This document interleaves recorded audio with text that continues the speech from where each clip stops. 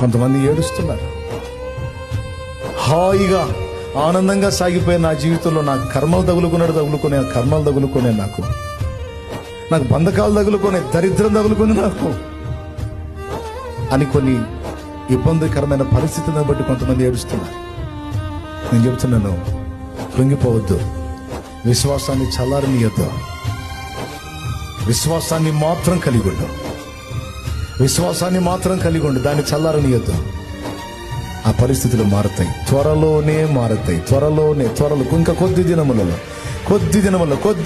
కొద్ది దినముల్లో నువ్వు నా దేవుని కార్యాలు బలంగా చూడబోతున్నావు. నువ్వు చావాల్సిన అవసరం లేదు.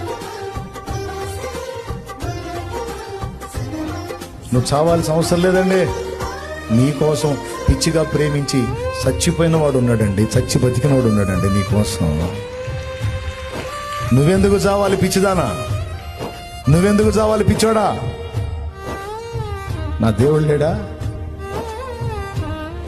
నా దేవుడు నీ పరిస్థితులు మార్చలేడా?